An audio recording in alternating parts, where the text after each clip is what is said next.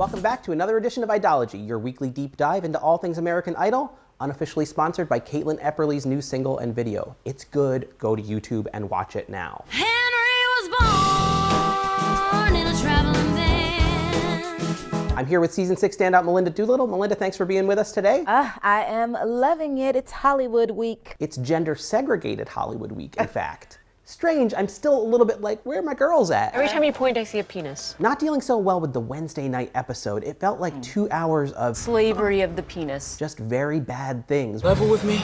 Did we suck? I don't know. Did you? I was actually assuming that we were going to walk in and act like Wednesday never happened. You're like, why are you talking about Wednesday? Yeah, I don't even understand why you're bringing it up right now. She has to go. She knows we suck. Lord help us. I felt like the Wednesday episode was Nigel Lithgow spelling out in big block letters that even Randy Jackson could read. Never mistake a wish for a certainty. The guys that you liked, the guys that you thought you might want to vote for, you don't want to vote for them. This is the ladies' season. Maniacal laugh. Maniacal laugh. Curtis Finch Jr., like, what's up with that? His group was standing there and doing the confessional thing, and they were talking about how Charlie had been sick and they'd helped him through. That really meant a lot. All he did was like this haughty look. It showed a side of Curtis that I was not that excited about. I'm here to send him home in the first place. Yeah. While there were some funny lines that came out of his mouth, I just worry about myself so I can be at American Idol and not American Airlines. I was like, now you're not as likable as I thought you might be. And now you're singing over my sweet Charlie, and I'm not okay with that. You know, the other person who I felt suffered during the Wednesday episode was Johnny Keezer. Yikes, he was totally like Guppy in a fish tank. It was like, and then he was a little bit arrogant. I took a risk by picking a song that I wasn't really comfortable with. Wait a minute, you're in a group, and his use of I, you know, maybe it was a poor word choice, or maybe it was like he's exhausted, but you've got to be careful about coming off like you're the star and these are your backup singers. I think what he was trying to say maybe was that everybody else in the group knew the song and he didn't.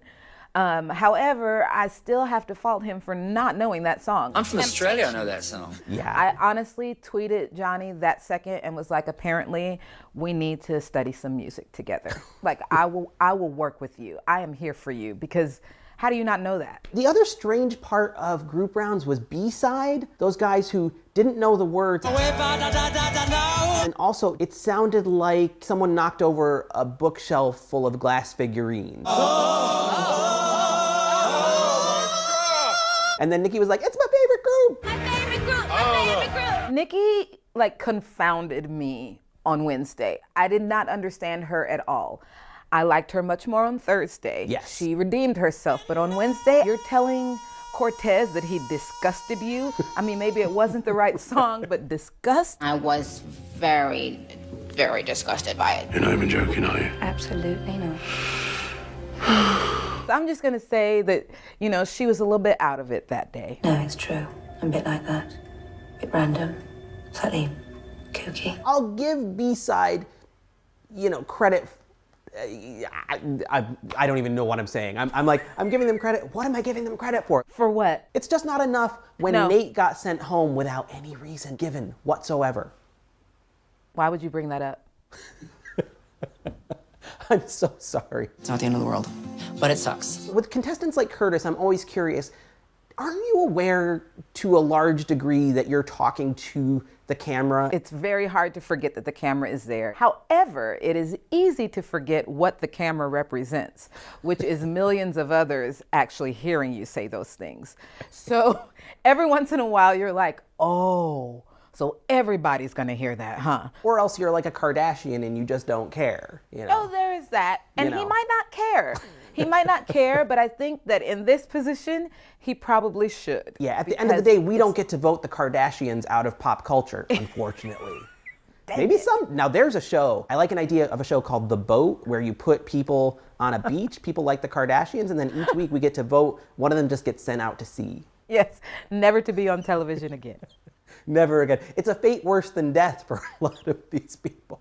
Never to be on television again. They're just going to jump off the boat at that point. We are the worst. We are the worst. Do your thing, Kardashians. It's all right. I've just got to give a shout out to Charles Allen, because after like 2 hours of moldy breadcrumbs and tepid water, somebody gave us a filet mignon.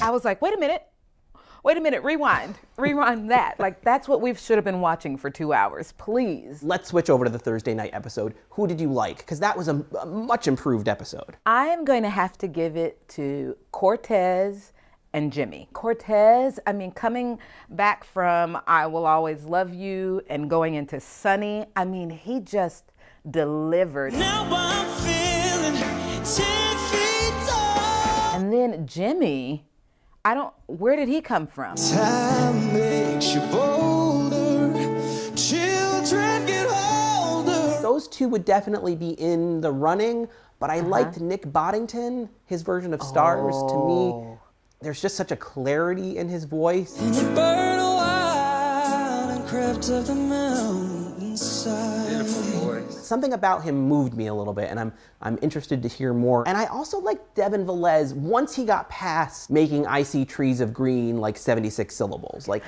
it should be I See Trees of Green. Green. All of those are one syllable words. Randy's like, they are. You'll have to forgive him. He's quite simple-minded. Devin was all like, Red roses too.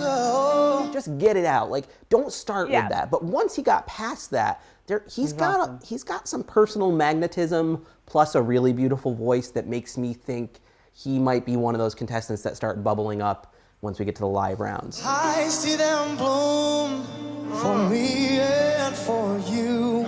Can we give honorable mention to Charlie? You can give him honorable mention, yes.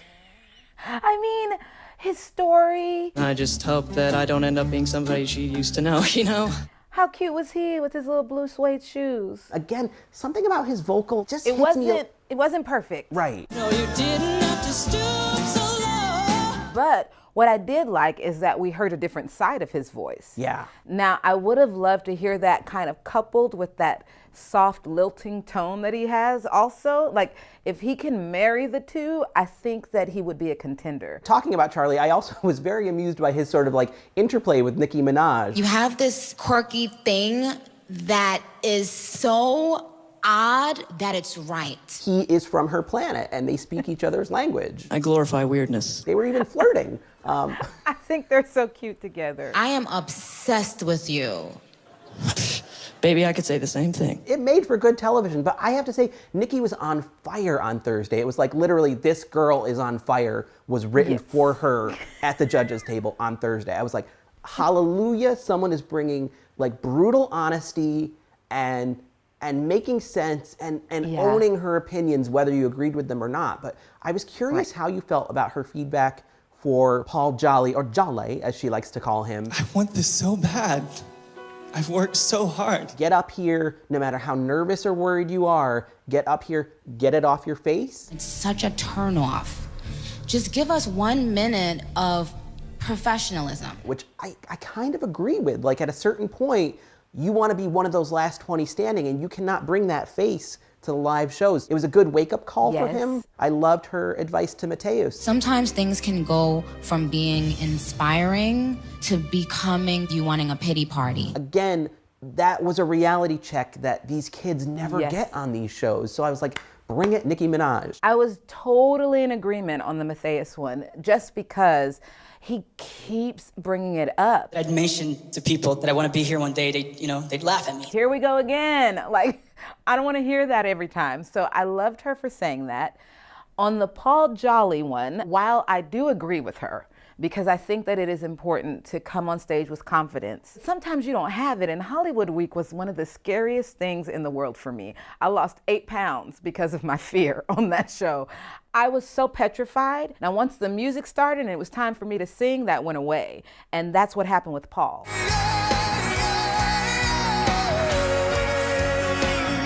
It took Simon a little longer to be like, you got to get that together.